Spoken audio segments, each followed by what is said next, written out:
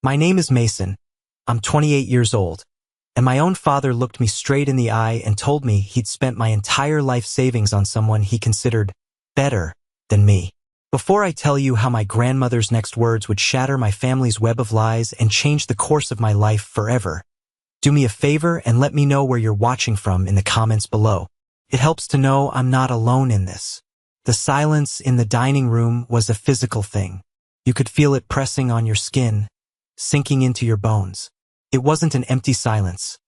It was heavy, filled with everything that had never been said in our house. The air, thick with the scent of roasted chicken and my mom's lemon-scented cleaner, suddenly felt hard to breathe. My dad, Richard, hadn't flinched. Not a twitch in his jaw, not a flicker in his eye.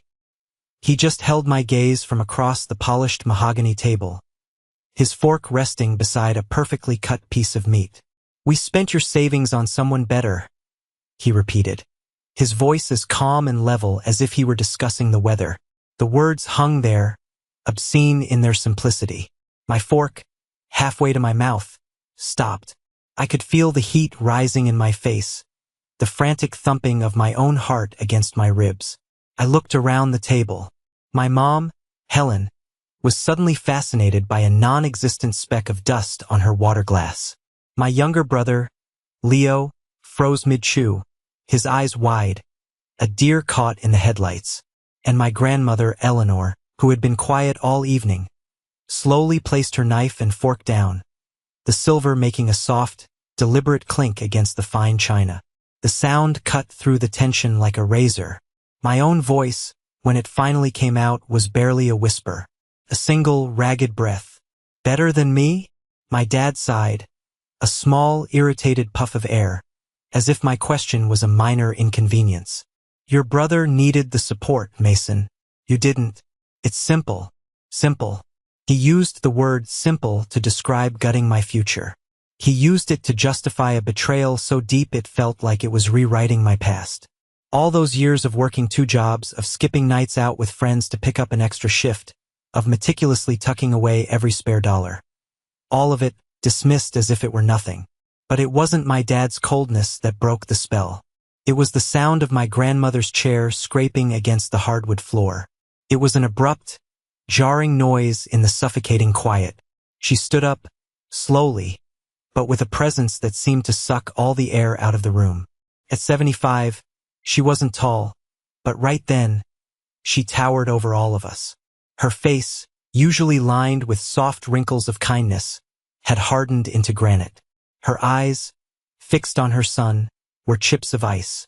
Her voice was low, but it carried an authority that no one in that room dared to challenge.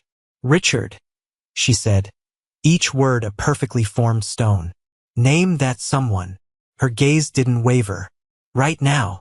And as my father's composure finally cracked, as a flicker of panic crossed his face for the first time, I knew this was more than just a family argument. This was a reckoning. But to understand the weight of my grandmother's command, to understand why her quiet strength was the most powerful force in that room, you have to understand that this betrayal wasn't born at a dinner table. It had been growing in the shadows of our home for my entire life. Growing up, our family wasn't a democracy. It was a monarchy, and my younger brother, Leo, was the crown prince. He was born with a halo of potential that only my parents seemed to see. It wasn't something he earned, it was just there. He breathed it, and the rest of us were expected to orbit around it. I was the responsible one, the quiet one, the one who folded himself small to take up less space. I remember my 16th birthday. I'd been working part-time for a year at a local diner, saving up for a used, beat-up sedan I'd seen for sale. It wasn't much, but it was freedom. I didn't get the car. I got a thoughtful book on graphic design from my grandmother, and a crisp $100 bill from my parents with a card that read, "We're so proud of how you're learning to stand on your own 2 feet." 2 months later, it was Leo's 16th birthday. We walked out onto the driveway to find a brand new, cherry red convertible with a giant bow on the hood. Leo hooped, jumping up and down. My dad clapped him on the back, beaming. "Only the best for my future CEO," he'd said, loud enough for the neighbors to hear. Later that night, I found my mom in the kitchen. I tried to keep my voice steady. Mom, why? She didn't even look up from the dishes she was washing. Mason, you're different. You're practical. You understand the value of hard work. Leo, he needs encouragement. He needs to see what's possible to feel successful. It helps motivate him. So my hard work pays for my things, and his potential pays for his? The question was bitter on my tongue. She finally turned, wiping her hands on her apron. Her expression wasn't mean. It was worse. It was pitying. Don't be dramatic. Your father and I just want to give your brother every advantage. You're strong enough to make your own way. We're proud of that. It was a perfect trap. How do you argue against a compliment that's being used to justify treating you as less? So I said nothing. I learned that my strength wasn't a quality to be celebrated. It was an excuse to be ignored. The pattern repeated itself endlessly. At school award nights, I'd bring home certificates for academic excellence or a prize from a statewide art competition. My parents would clap politely. My dad would lean over and whisper, "That's nice, son. Imagine what Leo will do when he really applies himself." My achievements were always just a prelude to Leo's theoretical future greatness. They poured money into his hobbies that lasted a few weeks, tennis lessons, a DJ setup, even flying lessons at one point. Each one was an investment in his future. Meanwhile, my dream of starting a small graphic design business after college was treated as a nice, but unrealistic hobby. "It's a tough market, Mason," my dad would say. "Better to have a steady salary, a stable job, like the one you have now. Stability, responsibility, practicality." These weren't words of praise. They were the bars of my cage. I was the reliable workhorse, while Leo was the thoroughbred racehorse, too precious to be burdened with the weight of his own life. I spent years thinking this was normal, that this was just how families worked. One sun, one planet.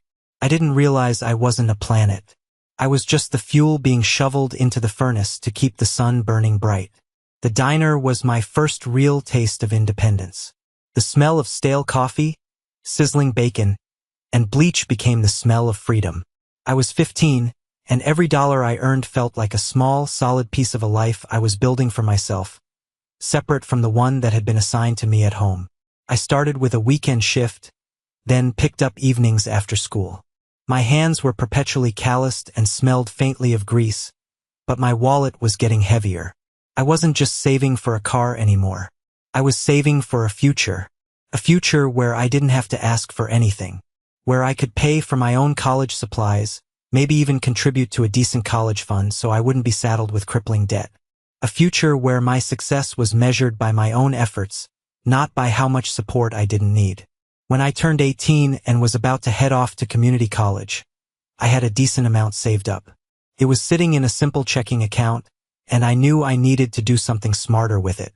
That's when my dad sat me down. We were in his home office, a room that always felt more like a corporate boardroom than a part of our house. "Mason," he said, steepling his fingers. It was his serious business gesture. "I'm proud of your work ethic. Really, I am. But leaving that money in a checking account is foolish. You're losing money to inflation." He pulled out a brochure from a well-known investment bank.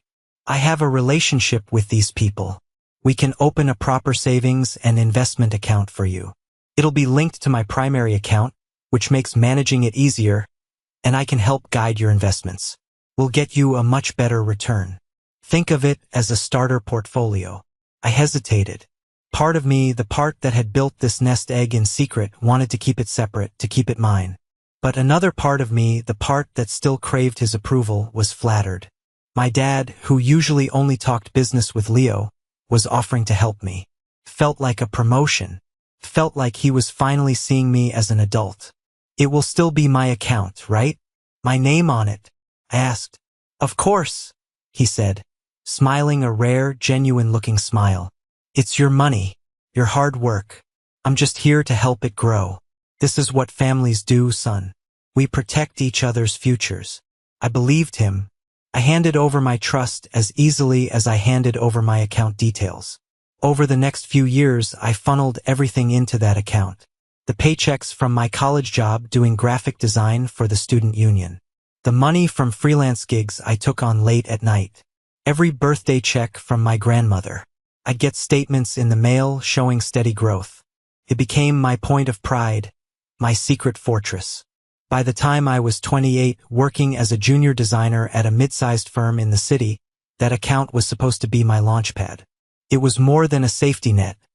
It was the seed money for my own design studio. It was the physical manifestation of a decade of sacrifice. It was my proof to myself and maybe someday to them that the quiet, responsible son had built something worthy all on his own. I had no idea I was just building a bigger, better furnace for them to plunder. The day the ground fell out from under me started like any other Wednesday. It was gray and drizzly, the kind of day that makes the city feel weary. I got home to my small apartment, the one with thin walls and a view of a brick building, but it was mine. I'd paid for every piece of thrift store furniture, every mismatched plate in the kitchen. I was doing my end-of-month budget, a ritual I never skipped. I heated up leftover spaghetti, opened my laptop, and clicked the bookmark for my bank. The login screen appeared. I typed in my password. The summary page loaded, and I stared. The number didn't make sense. It wasn't just low. It was a number you see after a weekend of irresponsible spending, not a month of careful saving. I blinked, thinking the page hadn't loaded correctly. I hit refresh. The little circle spun, and the same impossible number reappeared. My heart started a low, heavy drum against my ribs. Don't panic. It's a glitch. It has to be a glitch. I navigated to the transaction history page. My breath hitched in my throat. It wasn't a glitch. It was a massacre.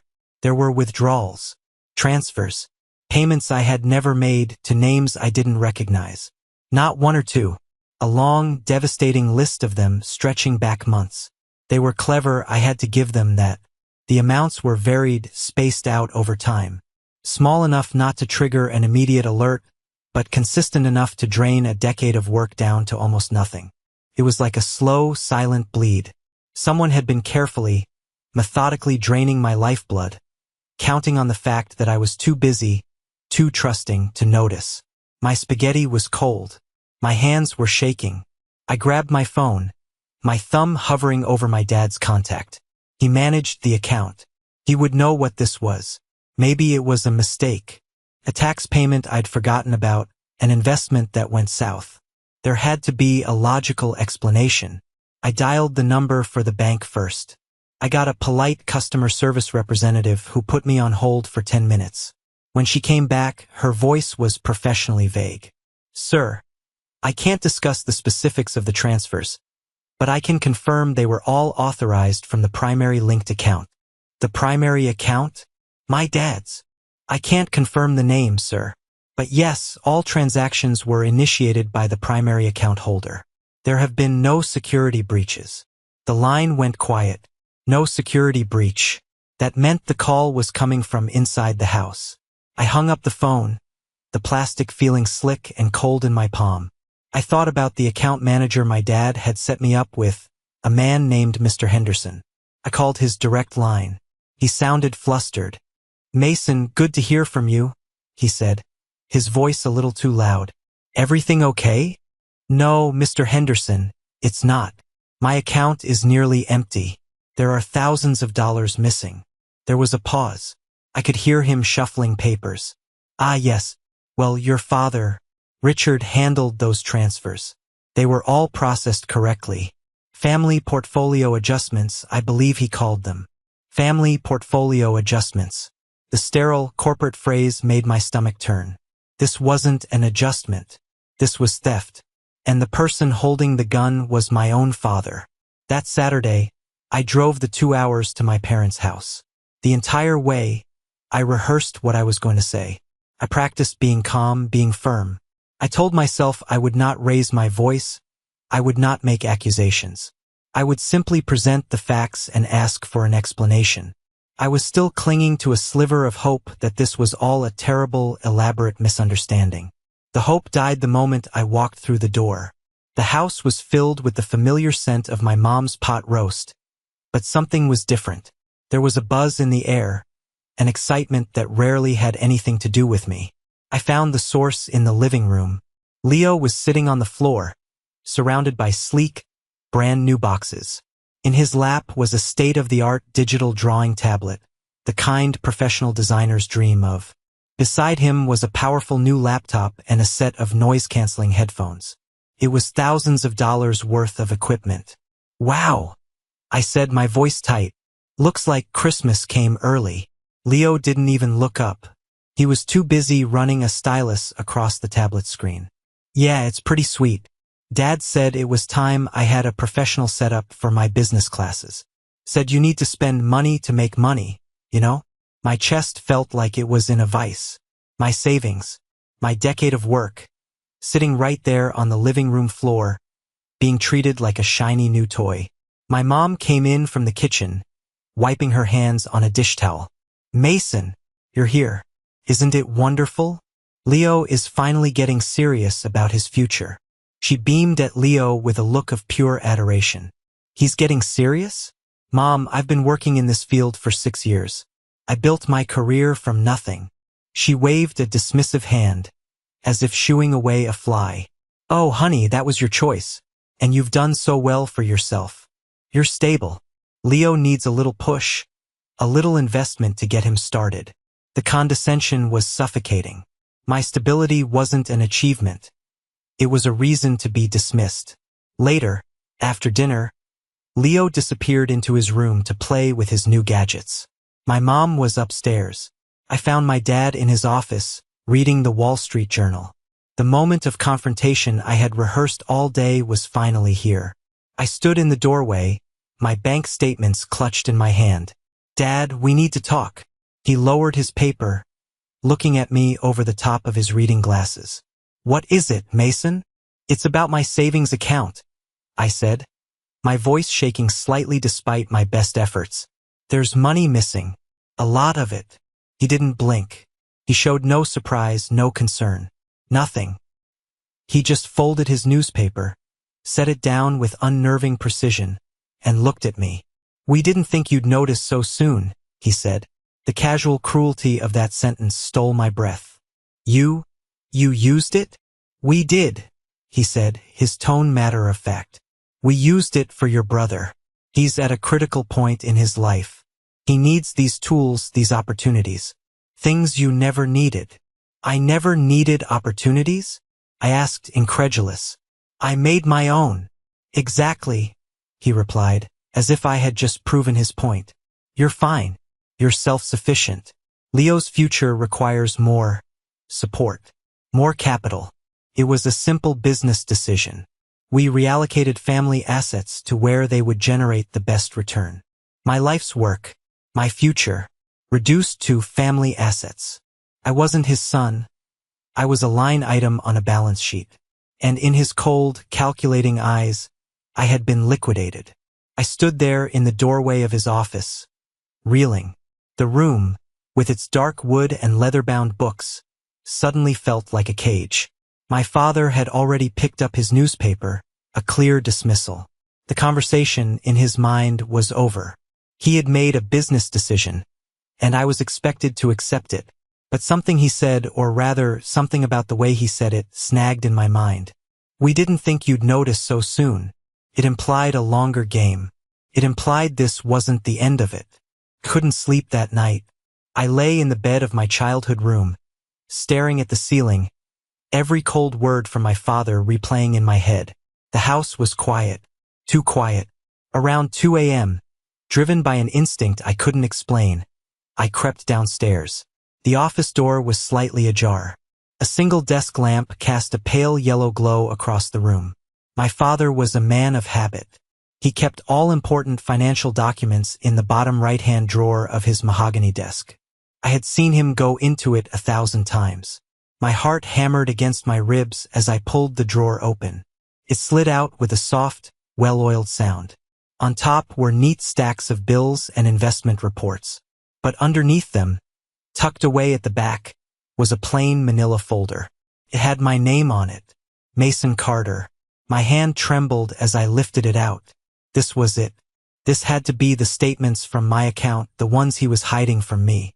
But when I opened it, my blood ran cold. It wasn't just my bank statements. Lying on top was a sheaf of papers I'd never seen before. It was a completed application for a personal business loan, a substantial one, $25,000. The application was filled out with my personal information, my social security number, my address, my employment history, and at the bottom on the signature line was a crude, forged version of my signature. I sank to the floor, the folder in my lap. I felt dizzy, nauseous. This wasn't just theft anymore. This was a whole different level of violation. They hadn't just drained my past. They were trying to mortgage my future. They were going to put me into debt, under my own name, to continue funding Leo's life. The signature was shaky, an amateur attempt. It was my father's handwriting trying to be mine. He must have been planning to submit it soon. He was counting on my silence, my reluctance to create conflict. He was counting on the son he had trained for 28 years to just take it, to absorb the blow and quietly figure out how to pay it off. That's when the sadness curdled into something else, something hard and sharp. The fear was still there, but it was overshadowed by a white-hot rage. This wasn't about favoritism anymore. This wasn't about a business decision. This was a calculated criminal act. They hadn't just seen me as a resource to be used. They saw me as a blank check to be forged. I carefully placed the papers back in the folder. I took out my phone and, with shaking hands, I took a picture of every single page. The application, the forged signature, the bank statements showing the withdrawals. Each click of the camera shutter felt like loading a bullet into a gun. I slid the folder back into the drawer, exactly as I had found it. I closed it without a sound. As I crept back up the stairs, the victim inside me died. The son who just wanted his father's approval was gone. In his place, something new was taking root. A man who was about to go to war. The drive back to the city was a blur. The rage was a constant, high-pitched ringing in my ears. The first person I called was Chloe. We'd been friends since our first art class in college, and now she was a paralegal at a corporate law firm, studying for the bar. She was the most level-headed person I knew. We met at a 24-hour diner, the same kind of place I used to work. I slid into the booth across from her, my face grim. I didn't even order coffee. I just laid it all out. The empty account, Leo's new toys, the cold confession, and finally, the forged loan application. I showed her the photos on my phone. Her eyes widened with each detail. She took the phone from my hands, swiping through the pictures, her expression shifting from disbelief to professional fury.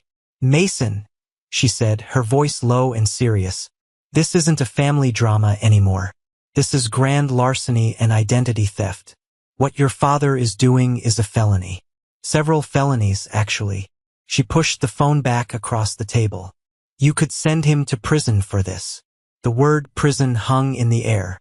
The thought of my own father behind bars was sickening, but the reality of what he'd done was even worse. "What do I do, Chloe?" "You document everything," she said, her legal mind kicking in. "Print those photos. Get official copies of your bank statements. Create a timeline of every withdrawal. And you do not talk to them again without a lawyer present. I mean it, Mason.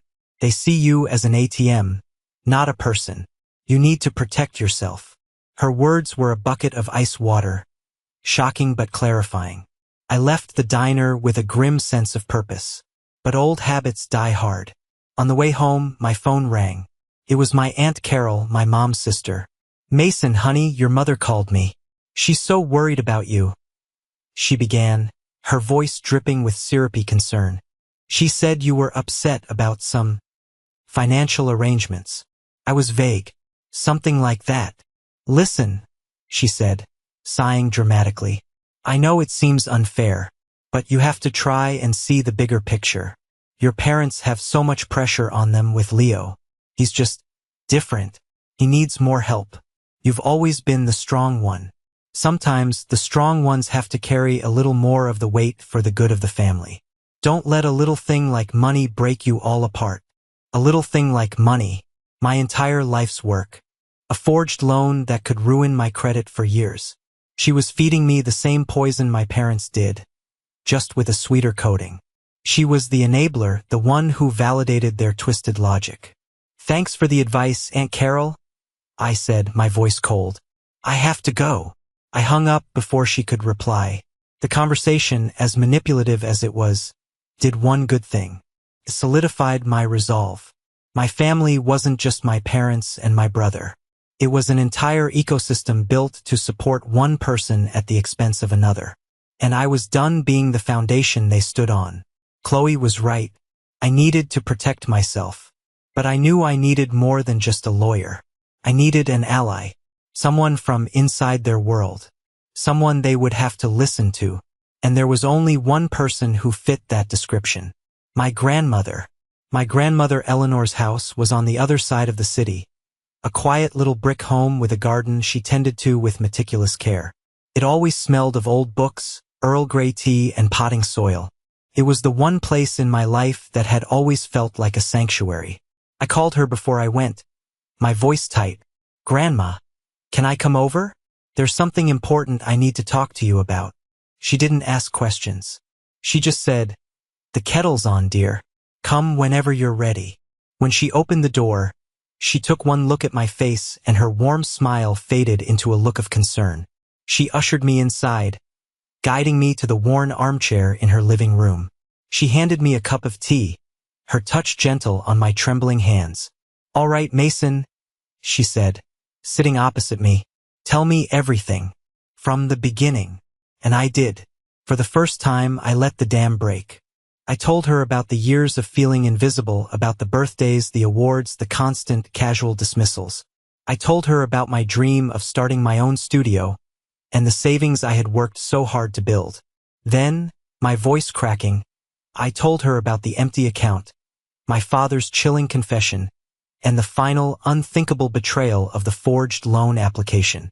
I pulled out the folder I had prepared, the one with the printed photos and the bank statements Chloe had told me to get.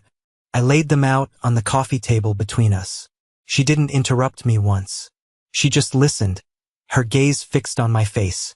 As I spoke, I could see a transformation happening. The soft, kindly grandmother was receding, and in her place was a woman of formidable strength. Her jaw was set, her back was ramrod straight, and her eyes, the same clear blue as my own, were filled with a cold, hard light I had never seen before. When I finished, the only sound in the room was the ticking of the grandfather clock in the hall. She looked down at the papers on the table, picking up the photo of the forged signature.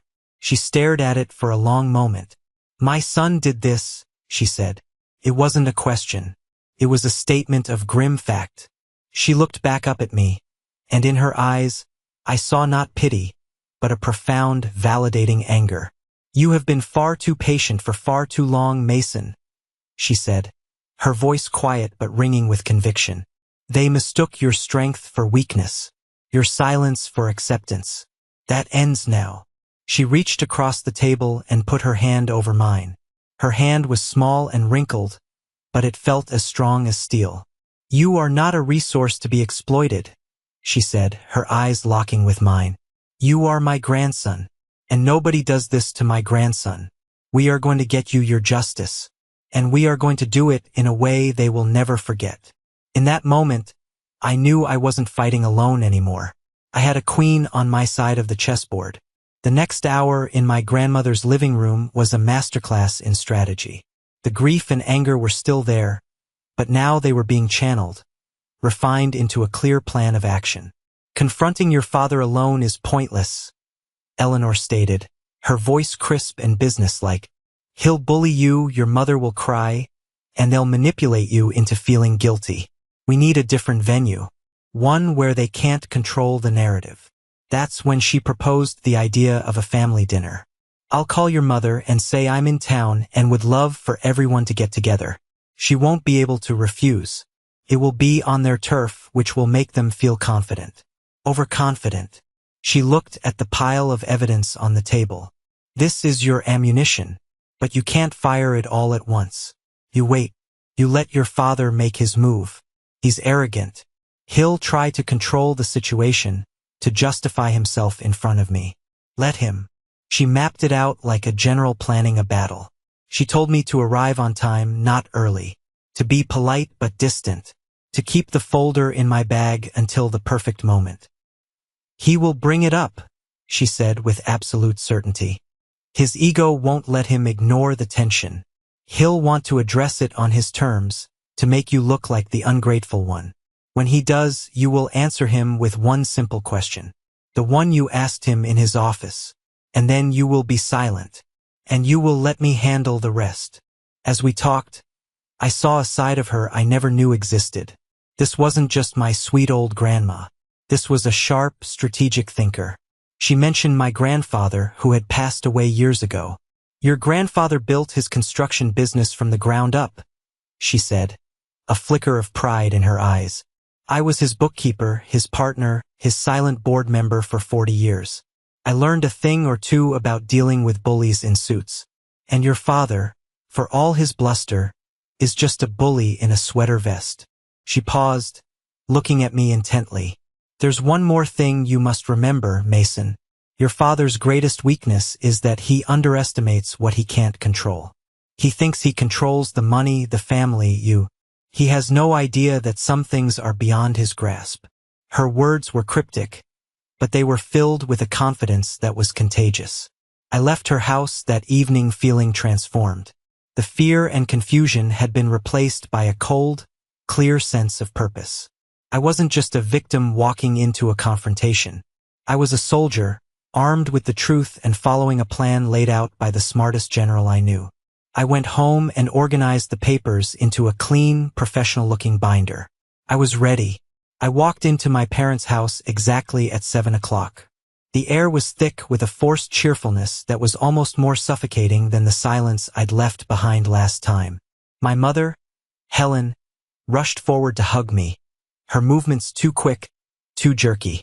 "Mason, we're so glad you could make it," she chirped, her smile not quite reaching her eyes. Leo was sulking on the couch, scrolling furiously on his phone, trying to make himself invisible. My father, Richard, stood by the mantelpiece, a glass of scotch in his hand, looking every bit the lord of the manor. He gave me a curt nod. "Mason, good of you to come." My grandmother was already seated at the dining table, a picture of calm elegance. She met my eyes and gave me a tiny, almost imperceptible nod. It was all the reassurance I needed. My heart, which had been pounding in my chest, settled into a steady, determined rhythm. I carried my briefcase, the one containing the binder, and set it down by my chair. Dinner was a masterclass in denial. We talked about the weather. We talked about sports. My Aunt Carol and Uncle Ben, who had also been invited, chattered nervously about their recent vacation. My father dominated the conversation, telling a long, boring story about a deal he'd closed at work, a clear display of his own importance. I remained quiet, polite. I answered direct questions with short, simple answers. I could feel my father's eyes on me, probing, waiting. He was expecting me to break, to start the argument. I refused to give him the satisfaction. Finally, as my mother was clearing the main course plates, he made his move. He cleared his throat, commanding the table's attention. "Mason," he began, his voice laced with that familiar, patronizing tone. "I'm glad you came tonight. It gives us a chance to clear the air. I know you were emotional about our recent financial decisions." The room went dead silent. Aunt Carol froze with a forkful of pie halfway to her mouth. "I want you to understand," he continued, leaning forward, "that every decision your mother and I make is for the good of this entire family. We're proud of how independent you are. But your independence means you don't need the same level of support as your brother." And then he delivered the line, the one that had started it all. He said it with an air of finality, as if it were an undeniable truth. "We spent your savings on someone better." I felt my grandmother's gaze on me, steady and strong. I took a slow breath just as she'd instructed. I met my father's gaze across the table. I didn't raise my voice. I didn't let the fury show. I just asked the question, letting it fall into the silence like a stone into a deep well. "Better than me?" My father scoffed. Don't be childish. This isn't about you. It's about securing Leo's future. That was the cue. My grandmother's chair scraped back. She stood. Every eye in the room snapped to her. Richard, she commanded, her voice cutting through the tension. Name that someone. Right now. My father's face flushed with anger and embarrassment. Mother, this is a private family matter. It doesn't concern you. Everything this family does concerns me, she retorted, especially when it involves theft.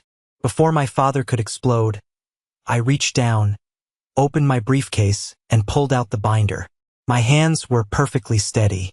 I placed it on the center of the table with a soft, definitive thud. I brought something, I said, my voice clear and even. Richard's eyes narrowed. Mason, don't do this. I opened the binder. The first page was a summary of the withdrawals, dates and amounts lined up like soldiers on parade. I slowly, silently, turned the page to reveal the bank statements. Then the next to the photos of Leo's new equipment with their prices circled in red. And finally, I turned to the last page. The forged loan application. A collective gasp went through the room. My mother's hand flew to her mouth. Leo looked from the papers to his father, confusion and horror dawning on his face. Wait! That money came from Mason's account? The mask of paternal authority finally slipped from my father's face, replaced by pure, cornered rage. You went through my desk? Richard hissed, his voice low and venomous. He wasn't looking at me, but at the papers, as if they were a snake that had just bitten him. You went through my life? I shot back, my voice finally letting loose some of the ice-cold fury I'd been holding back. You think you had the right to do that, but I didn't have the right to find out? I did it for your brother, he roared, pointing a trembling finger at Leo. He needed those things. He needed a chance. Something you wouldn't understand, with your safe little job and your little apartment. I didn't ask you to steal from him, Leo cried out, finding his voice for the first time. It was shaky, but defiant. Why would you do that? Because you deserved it, Richard snapped, his authority crumbling into desperate justification. Because this family invests in potential. Mason doesn't need a promotion or fancy equipment. He manages on his own. He always has. That was the moment, the final damning confession. And that was when my grandmother played her checkmate. She slammed her palm down on the dining table. It wasn't a loud, crashing sound, but a sharp, resonant thud that silenced every voice instantly. The entire room flinched. His ability to manage on his own does not make him less deserving, Richard, she said, her voice dangerously quiet. It makes him exploited. By you. My father's face was a mottled red. He turned on her. You don't understand the pressure I'm under, Mother. Running the company, trying to give my sons the best. You have no idea what it takes. My grandmother smiled. It was the most terrifying smile I had ever seen. It was cold, sharp, and utterly devoid of warmth. Oh, I think I have a better idea than you can possibly imagine, she said softly. You talk about the company your grandfather built, Carter Construction. You seem to have forgotten a key detail about your inheritance. Richard looked confused. What are you talking about? Dad left the company to me. He left you the title of CEO? She corrected him, her voice slicing through his arrogance.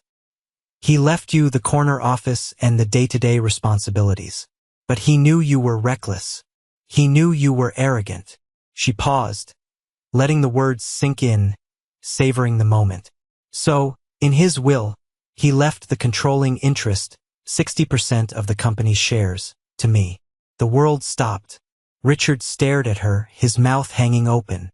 My mother looked like she was going to faint. Aunt Carol's jaw was on the floor. I am the majority shareholder of Carter Construction. Richard, my grandmother continued, her voice as calm as a frozen lake. I am, for all intents and purposes, your boss. And as your boss, I find your recent reallocation of assets to be a sign of extremely poor judgment. Not to mention, your attempt to commit bank fraud using your son's identity could bring a scandal that would ruin this company's reputation. She leaned forward, her eyes boring into him. So here is what is going to happen. You are going to rectify this situation immediately, because if you don't, the board will be having an emergency meeting on Monday morning to discuss your immediate termination as CEO. Am I clear? My father sank back into his chair as if the strings holding him up had been cut. The bully, the titan of industry, the lord of the manor, was gone. In his place was just a small, terrified man who had just realized he had been playing checkers while his mother was playing a game of chess he never even knew existed. The power in our family had just shifted, permanently and seismically. And for the first time in my life, I felt the ground solid beneath my feet. The aftermath of my grandmother's bombshell was a deafening silence. The shockwave had radiated out from the dining table, leaving everyone paralyzed. My father stared at his plate, his face pale and slack. My mother was openly weeping, quiet, shuddering sobs. My grandmother remained standing, a figure of absolute authority. She looked at me, her expression softening just for a moment. "Mason," she said, her voice now calm but firm. "Tell them what you want." It was the first time in my life anyone in that house had asked me that question with any real weight behind it. I took a deep breath, the air no longer feeling so hard to breathe. I was in control now. "First," I began, my voice steady, "I want my money returned. All of it. Not in installments. Not when you can get around to it. I want a certified check in my hand by the end of the week." I looked directly at my father. "Second, the loan application. I don't want it thrown away. I want to watch you put it through a shredder. Tonight, before I leave." "And third," I said, my gaze sweeping over both of my parents, "I want an apology. A real one. Not an excuse.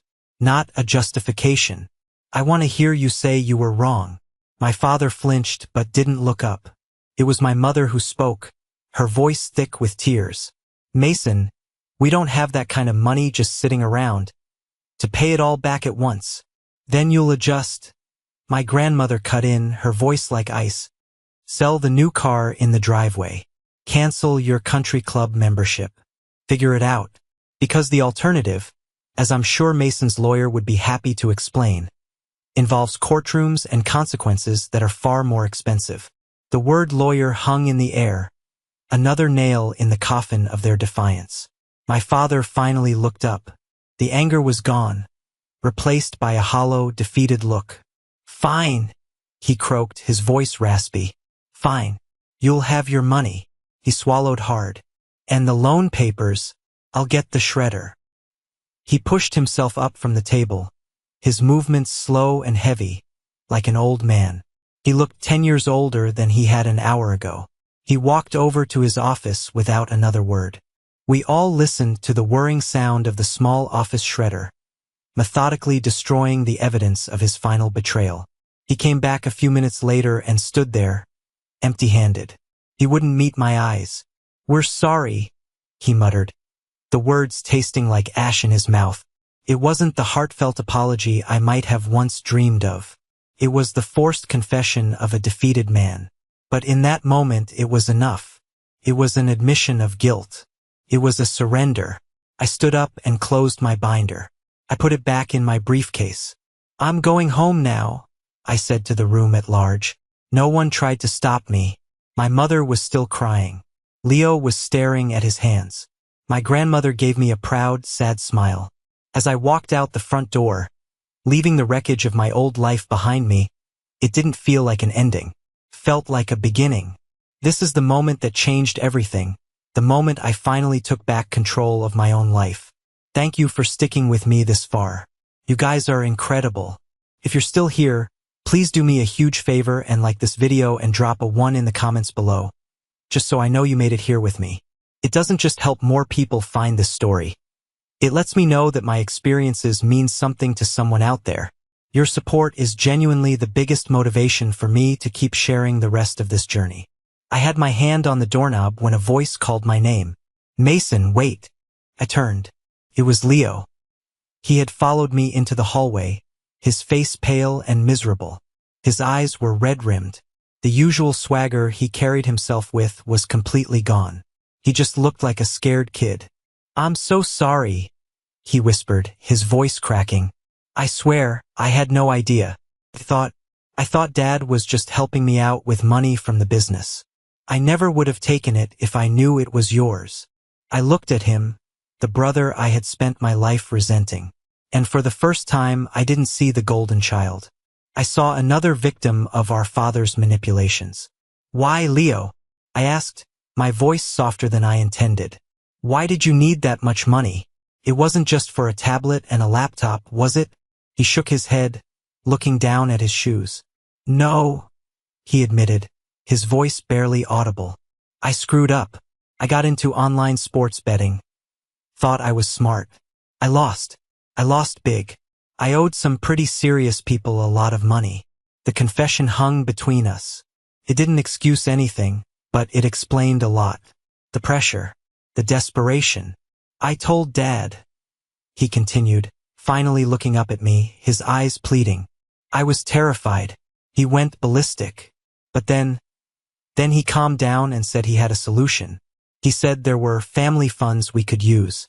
He made it sound like it was all part of some bigger investment strategy. He told me if I just kept my mouth shut and acted grateful, he would handle it. He said it was my one chance to fix my mistake without ruining my future. He was a pawn.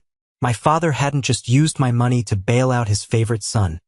He'd used Leo's mistake to control him, to indebt him further, creating a cycle of dependency. It was even more twisted than I had imagined. "He told me you wouldn't mind," Leo choked out. "He said you were doing fine and that it was my turn." I didn't know what to say. The anger I had felt towards him for years had fizzled out, replaced by a complex, weary sadness. He was weak, and our father had preyed on that weakness, just as he had preyed on my strength. "It wasn't your turn, Leo," I said quietly. "It was my money, and you're going to have to figure out how to stand on your own 2 feet, without his solutions."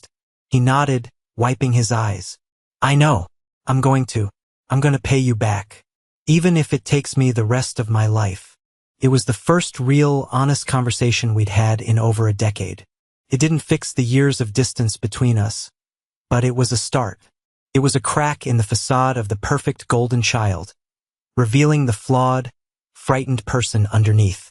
The certified check arrived via courier exactly 4 days later. Holding it in my hands felt surreal. It wasn't just money. It was validation. It was freedom. It was the closing of a painful chapter and the funding for a new one. The first thing I did was walk into my boss's office at the design firm. Mr. Davies was a good man, fair and supportive, the kind of father figure I always wished I'd had. I told him I was resigning to start my own studio. He wasn't surprised. "I always knew this firm was just a stepping stone for you, Mason," he said, shaking my hand warmly. "You're too talented to work for someone else forever." As I was packing up my desk, Jessica, a colleague who had always been a little too friendly, came over. "I heard you're leaving," she said, feigning disappointment. "Big plans." "Something like that," I said non-committally. 2 weeks later, I learned from a former coworker that Jessica had gone to Mr. Davies right after I left, trying to paint my departure as unprofessional. She'd hinted that I was stealing clients, trying to sabotage my reputation before I even began. But Mr. Davies, who valued loyalty and integrity above all, saw right through her. He not only dismissed her claims, but, after a short investigation, found out she'd been bad-mouthing other colleagues for months. She was let go the following week. It was a small, satisfying piece of cosmic justice. I used the returned money to lease a small office space downtown, furnish it with clean, modern furniture, and invest in the best technology. I called it Bedrock Design, because I was building my future on a solid foundation of my own making. The work was hard. The hours were long, but it was the most fulfilling thing I had ever done. Every client I landed, every project I completed, was a testament to my own skill and determination. There were no handouts, no reallocated assets, just pure, unadulterated work. My first major client was Mr. Davies. He hired my new studio to redesign his firm's entire corporate branding. "I'd rather pay a premium for talent I can trust," He told me during our first meeting in my new office. That contract gave me the stability I needed to hire my first employee. My parents tried to reach out. My mother would send timid texts. Thinking of you. Hope you're well. My father left a stiff, awkward voicemail once, talking about a misunderstanding and hoping we could move forward. I didn't reply. It wasn't about punishment. It was about peace. I was building a new life, and it didn't have room for their brand of toxic, conditional love. The boundary I had drawn wasn't a wall to keep them out. It was a foundation to build my own house on. And for the first time, the architecture of my life felt strong, stable, and entirely my own. About a year after the dinner, my grandmother and I were having our regular Sunday tea. The success of Bedrock Design had been a quiet but steady climb, and I was finally feeling secure, both financially and emotionally. We were talking about a new client I had landed when she brought up my father. "Richard called me last week," she said, stirring her tea. "The company isn't doing well. Without my shares as collateral, the bank is tightening his line of credit. He's being forced to learn how to operate on a budget." She took a sip, her eyes twinkling over the rim of her teacup. "It's been a difficult lesson for him." I felt a strange pang, but it wasn't sympathy. It was a distant, clinical acknowledgement of a problem that was no longer mine to solve. "I never told you the full story about your grandfather's will," she continued, setting her cup down. "He didn't just give me the shares to protect the company. He did it to protect you." I looked at her, confused. "Even back then, we saw how Richard was with you and Leo," she explained. "We saw the blatant favoritism. Your grandfather worried that Richard would squander the company's resources on Leo and leave you with nothing. Giving me control was his way of ensuring there would always be something left for you. It was his final act of looking out for his quieter grandson." She smiled a sad, knowing smile. "He just trusted me to know the right time to use that power. I was just waiting for you to be ready to fight for yourself, Mason. I couldn't fight your battle for you, but I could make sure you had the best weapon when you were ready to step onto the field." The revelation settled deep in my chest. It was a gift from the past, a final act of love from a man I barely remembered. My grandfather hadn't forgotten me. He had seen me. Later that week, there was a knock on my office door. It was Leo. He looked different. Thinner, maybe, but his eyes were clearer. He was holding a coffee and a small, crisp envelope. "Brought you a peace offering," he said, handing me the coffee. He looked around the office, impressed. "Wow, you really did it." "I'm trying," I said. He handed me the envelope. "It's not much," he said, looking embarrassed. "But it's the first one. I got a job. A real one, at a warehouse graveyard shift, and I'm seeing a counselor for the gambling thing. Every paycheck, a piece of it is going to you, until it's all paid back." I opened the envelope. Inside was a money order for $200. It was a drop in the ocean compared to what was taken, but it felt heavier than the certified check my father had given me. This was earned. This was accountability. "Thank you, Leo," I said, and I meant it. We stood there for a moment in an awkward but not uncomfortable silence. "You know," he said, "for the first time, I think I'm actually proud of something I've done." "Me too," I said. It wasn't a perfect ending. Our family was still broken in many ways, but for the first time we were rebuilding on separate, more honest foundations. And that felt like a start. It's been 3 years now since that dinner. Bedrock Design has 3 full-time employees, and we're moving into a bigger office next month.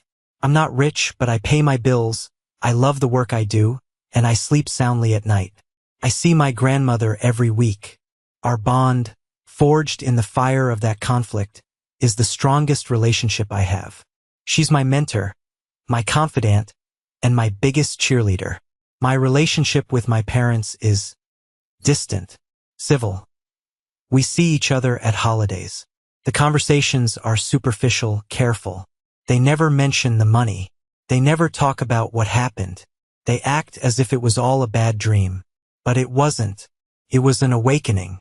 The line I drew that night is still there, bright and clear. They know not to cross it.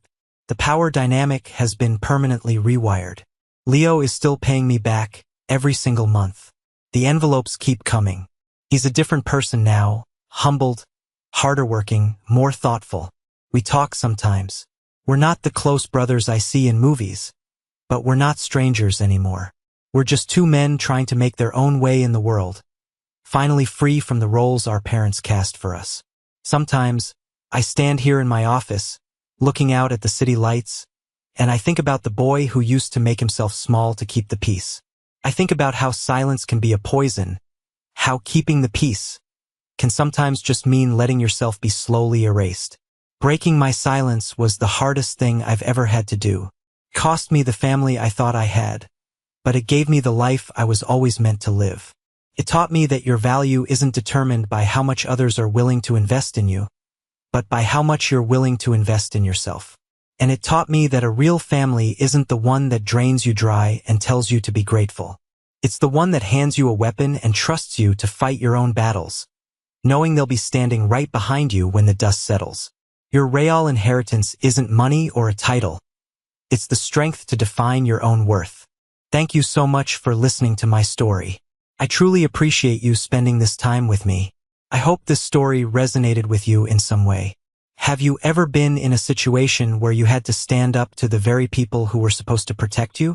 I'd be honored if you'd share your thoughts or your own story in the comments below. And please, don't forget to like and subscribe so you don't miss what comes next. Truly helps more than you know.